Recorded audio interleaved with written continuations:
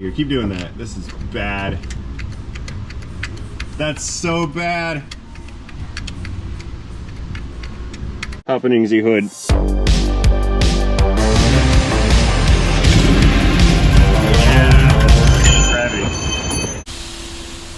Hello there, viewers. Good day to you guys. Welcome back to the channel. And for those of you who are new here, just welcome. Glad you guys are here. For those of you who are new here, this is my shop. I have been constructing it painlessly for the past couple of years. I'm a former dealership technician, and then I left my dealership and I went to an independent joint a couple years ago and worked there for a while. My big mouth got me fired, so now I have decided I'm unemployable and I've opened my own repair facility. So today we're going to take a look at this 2007, I believe it's a Honda Pilot. The customer states that it has a clunking noise in the suspension, and they also stated that they need the ECM installed and reprogrammed. There's a new ECM hanging out over here on the passenger seat. I actually forget why they told me we needed one, but I'm a little leery about this because this would be the second time this week that I got a hold of a car that had a new computer, newish, new used ECM hanging out over here in the seat, and they all put me through the ringer trying to figure out the problem. The first one was on a I think it was a 98 Lincoln Town Car. It had an O2 sensor issue. This vehicle right here also has a P420, I understand, trouble code involving an O2 sensor issue, and my customers have replaced all of the O2 sensors, and now I think they want to put this ECM in. So we're gonna touch on that later on. Right now I want to see what's going on with the clunky suspension business at 253,785 miles on the odometer. Let us start the engine. Not too shabby, I say. Check engine lights on. That's our warning indicator that the vehicle's ECM has detected a problem within its monitored systems. That little squiggly tire light right there, that is the tire pressure monitoring system warning indicator. That lets you know that the sensors in the tire have decided that the pressures are lower than they're supposed to be, or the sensors have failed, or there could be a faulty module, something like that. But more than likely it's just a bad sensor or a dead sensor or even a flat tire. Anyway, let's pull this thing out real quick. I want to take it around the block through the parking lot and listen for that clunky business noise, and then we can kind of go from there. So stay tuned because this is going to be a very good video. All right, we're out front pulling out for our initial test drive here. We got Buddha riding with us. I think that's Buddha, or I don't know. I'm not that, but yeah, we got this guy riding with us right here. Anyway, we're looking for a clicky noise or a clunky noise or something. It pulls to the right, I can tell you that. While we were pulling out of the lot, this VTM-4 illuminator came on. See that little guy right there? It's the VTM 4. I don't know what it is, but it's on. I imagine that's like the four-wheel drive module, perhaps. Got this dude walking in the road. Let's go over here so we don't run him over. Yeah, it feels pretty loose and sloppy. The steering does. Yeah, it's very unstable. I think we have an issue with the front suspension, says I. Okay, so since I'm not familiar with this car and I don't trust the multi-wavy armed elephant man over there, we waited for a while before pulling out into traffic. I don't dart out in front of cars. That's a good way to get yourself run over. Dang, this is like hazard all over the road day. There's these guys, man, they got this crazy lady over here cutting people off. Man, I'm just trying to drive. Got this dude walking and the lane half closed. Wild. So anyway, I don't hear a clunking noise. Not yet. Checking right, turning, safely maneuvering a vehicle. We're gonna cut a right up here at the stoplight. We're gonna go past the old 84 lumber yard. You know that place is for lease, and I would love to lease that place because they have rail access and I can ship cars in on trains to work on. How cool would that be?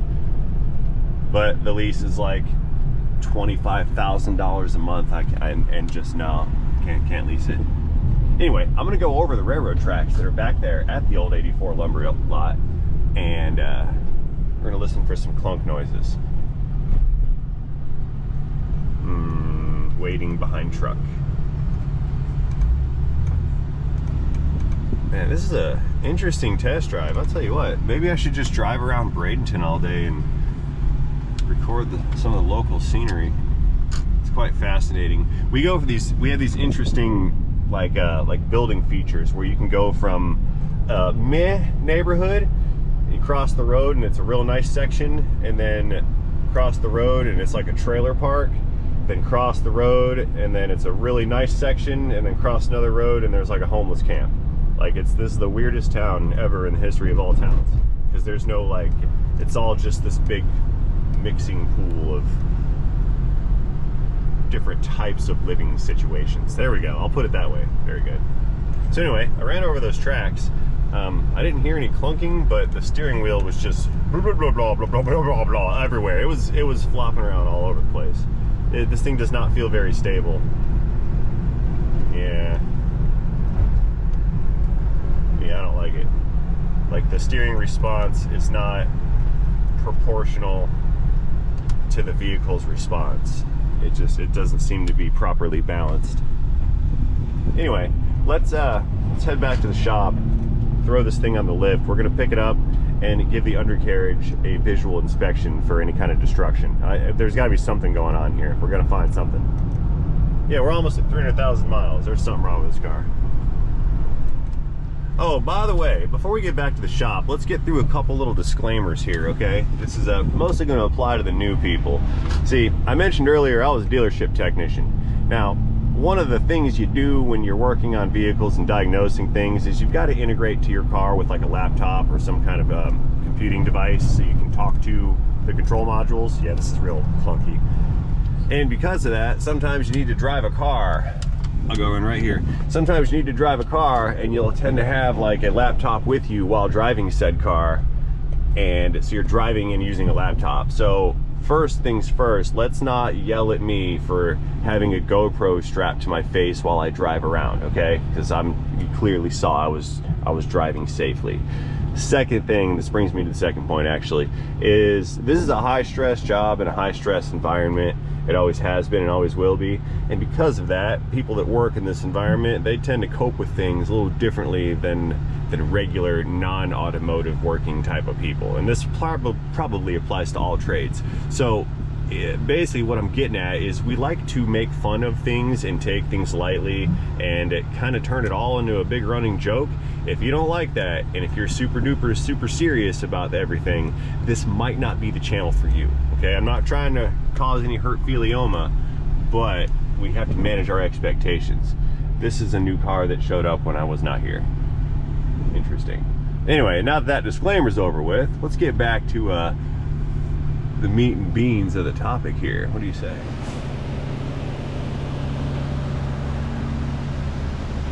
Yo. Now, although the customer has supplied me with kind of like a mandate and a list of concerns, that doesn't change how we do and follow procedures in the shop. See, operating a shop is all about procedures that you follow and operate consistently. And those procedures are developed over time. Now, one of the biggest procedures, the most important procedures to follow is your inspection procedure. Everything on the vehicle that you touch needs to be inspected regularly for defects and hazards and things of that nature, because you kind of have a responsibility to do such things. See, consumers get upset because they go to the shop and they're like, hey, every time I go here, the shop says I need all this stuff. And they're not wrong. Sometimes shops are just trying to sell them things, but a good shop, they do inspect everything and they look at everything and they want to inform their customer on the condition of everything that's relevant. Like this brake fluid with debris floating around inside of it. There's some water in there. Yeah, that's full of moisture. I can tell from here. Yeah, that's no good. Yeah, I need to let people know about that kind of stuff, and they need to know about it. Plus, having a good overall idea of what you're working with. Yeah, there's one of those new O2 sensors. Having a good idea of what you're working with lets you strategize best on how to repair their vehicle or determine if it's worthy of repairs or not. So anyway, under the hood looks fairly normular for a 300,000 mile vehicle. I have the rack set up, 4 corners already. Let us engage the black subscribe button. We're gonna run this thing up in the air. That's also for you guys that are new here. I'm gonna run this up in the air and take a look at the undercarriage.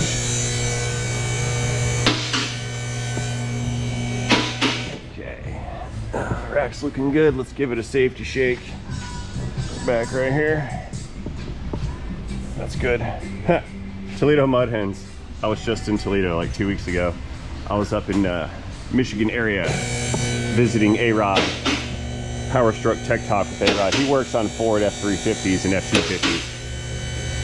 Small world. There's also a Toledo Blade Boulevard down, I think, in Venice, Florida, which is 2 towns south of me. The Toledo Blade is the local newspaper from Toledo, Ohio. And there are also other roads named after places in Toledo, Ohio, or in that general vicinity. So that suggests to me that somebody with influence and power and finances migrated down to this area of Florida years ago and had something to do with the construction planning of those towns down there. So anyway, we're down below. Let's see.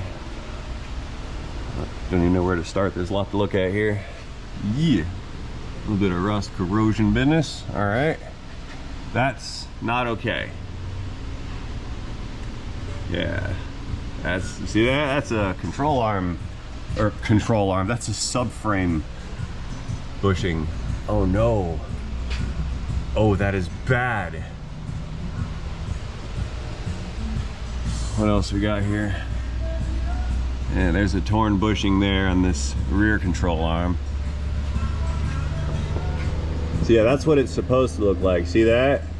There's one subframe bushing and mounting bolt, but then the one in the back is no longer existent. That's enough to condemn this vehicle, I think. I don't know if this can be fixed.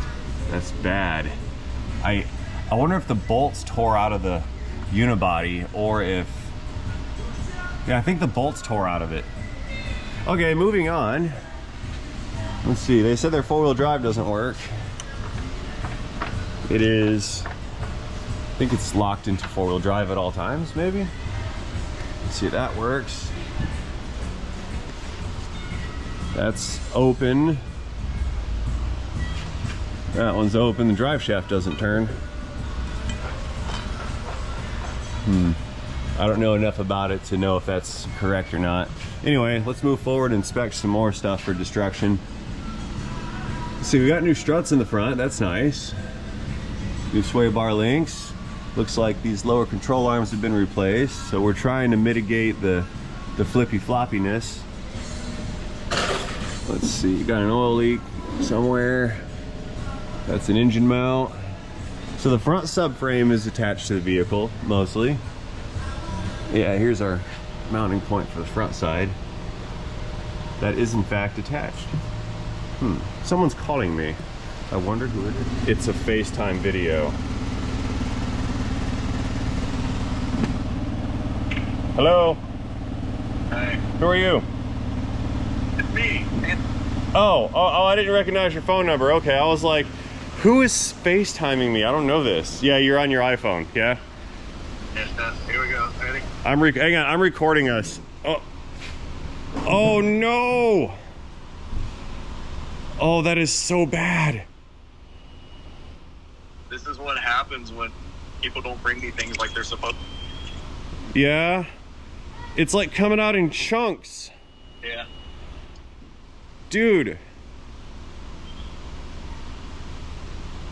Yeah, that's pretty nasty. How much, is there coolant in there or fuel or what is it? That's resetting the oil life and then bring it to me. Oh, look, you see that chunk come out? Bro, that is so bad. What's total capacity on that? Like 14 quarts? 13. Hello, darling. Lauren, look at this. Look at this. Look at this oil coming out of this oil pan that Anthony's working on. Why is it not? Ew. Because the drivers It's sludgy. that drive it, they kept resetting the oil, like oil change light. Do you see that? Look, look, look, Yeah. look. Oh. They were resetting the oil change light and never having it changed, so now it's coming out in chunks. Oh, that's bad. So what happens if it? Look, it's blocked up now. Yeah. Well, the engine, it blew up the engine. Guaranteed that thing's junk. Oh, look, there it goes. Look at that. That's funny looking. That's awesome. Look at, there's How the was dogs. how was lunch with the puppies? Good. They're good. Dude, that oil's still coming out. Yeah. Anthony, so I had my GoPro running when we started this, and I'm filming a live reaction video of a blown up 6.7 Ford oil change. Just saying, like I'm FaceTiming you. Is that cool? Yeah, that's cool. All right, I won't dox you with your phone number, no worries. Oh, this is Bearded Ford Tech, you guys. I'll leave a link to his channel in this video's description. You can go check him out. Cool. Oh, look at that chunk. Dude, your video is better than my video. Like, I was over here looking, I found a Honda with a subframe rotted out of it. And I was making a video about that, but now this is better. Well, see, don't mind this, because I loosened the oil filter and saw that, and I was like, I'm going to tighten that back up and see what's going on here. Okay. But that was just when I loosened the filter. Hey, can you take that filter down and cut it open and see what's inside of it? Yeah. Right on. That's fantastic. All right, man. Stop that. You're so bad. Hey, we're going to hang up and go back to our Honda, okay? All right, buddy. All right, brother. Catch you later, man. See ya. All right, we're going to need some specialized diagnostic equipment here or to check out this subframe. Oh, let's see. So what I'm curious to find out is if the bolts are being yanked out of the bottom of the body, because this is it's a unibody construction. There is no frames like you would find traditionally on a pickup truck. See how you got frame rails here? Well, these vehicles, these SUVs, and the cars for that matter, they don't have a frame. They have it's called a unibody. So the frame and the body is kind of all built as one unit, and then there are subframe assemblies which house the suspension and drivetrain components. So here's one subframe assembly. See, it bolts on with those 4 ears, and then the suspension bolts to that. The front subframe assembly, here up to here, runs across here up to here. Another support bracket here that holds on to the engine, transmission, and front drivetrain stuff, and then that bolts to the unibody. So what I want to figure out is if the bolts are being yanked out of the body, or if there's supposed to just be a bushing here that like is not here anymore. So let's put the one-arm bandit under it and try to lift this up and see what happens. Okay, let's see. We'll sticker. It's probably the safest place to put it, don't you think? Screw that guy down. Such a simple mechanism, isn't it? Got a cylinder with an inclined plane wrapped around it, and we've got another cylinder with a hole in the middle of it with an inclined plane wrapped around the inside, and we sit here and turn this and it changes how long it is. And this car is junk. Watch this right here. Watch. See the bolt going up? The bolt has been yanked out of the body of the vehicle. This vehicle is total loss. I can't do anything on it. See, this is why you inspect stuff. Instead of throwing in ECMs, this car is not safe, man. That's very, very bad. Let's try, I'm a little nervous to put too much up pressure on this. Let's pick it up from like right here and see what happens. I had it here and it was trying to pick the whole vehicle up off the rack, and I don't want to knock a Honda off of the lift post. Trying again. Yeah, look at that. See the bolt going in?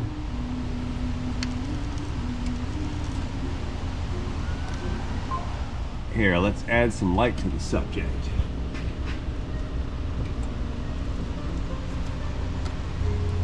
Going down.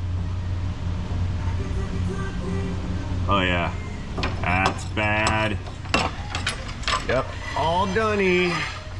So the only thing holding the subframe on is gonna end up being the two front bolts here and here, and then whatever suspension stuff is connected. Oh yeah, oh yeah, yeah, all done. Let's get out from under here. That thing could tear out and fall at any moment. But we found out why it feels all squirrely while driving. The back end is just woo all over the place. Hello, I have a question. Do you like my animations? Yes. Yeah. Is this a 5/16 or 11/16? That 11/16 or 5/16. It's a big difference. Or I know. I'm trying to figure out what hose it is. We can't replace this with generic straight cut hose. We have to have this hose, this specific exact hose. Yes, there were a couple options, a couple sizes. Buy them all. All of them. I don't care. Okay. Just buy all of them because we need that hose. It has to be shaped like that. Can we get it today? Yeah? Yeah. No, I said I'd call back. Oh, okay. Yeah, just give me every hose they have. I do not care. Okay. Thank you. Remember what I was saying about high stress and all this? Yeah, we have broken hoses and can't find new ones. Yeah. Dave, check this out. We're not gonna work on this car. I drove it and found out why it's making clunky noises. Whoa. And why it is not very stable while driving. Like, the bolts have pulled out of whatever they screw into inside of the subframe. If you shake it, see it? Oh yeah. See, yeah, it's so just. If I set this on the ground, that's gonna go. Let's do that. Set it down. Hit the rack for me. Let's let it down. I want to see that. All right, don't kill me, Dave. Keep coming down. You're good.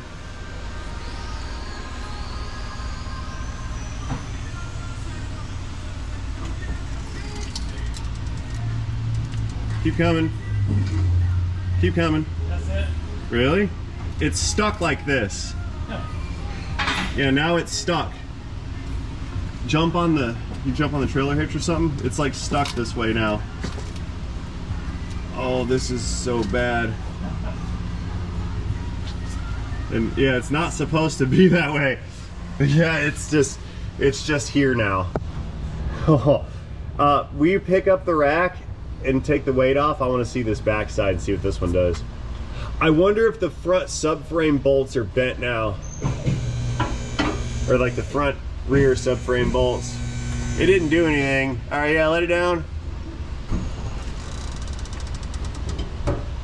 It's not really doing much. Hey, grab the floor jack. Let's put a floor jack under the frame here and try to jack it back up. Maybe that'll work. What is it, darling? 5 minutes for what? 5 minutes of your time. What is it? I have a very important phone call. All right. Okay, my 5-minute intermission's over. Let's hit this again there, Dave. See what happens. Okay, now can you jostle the trailer hitch? Just kind of, or somehow jump up and down. It should be moving around. Yeah, that's what I'm trying to illustrate here. Keep doing that. This is bad.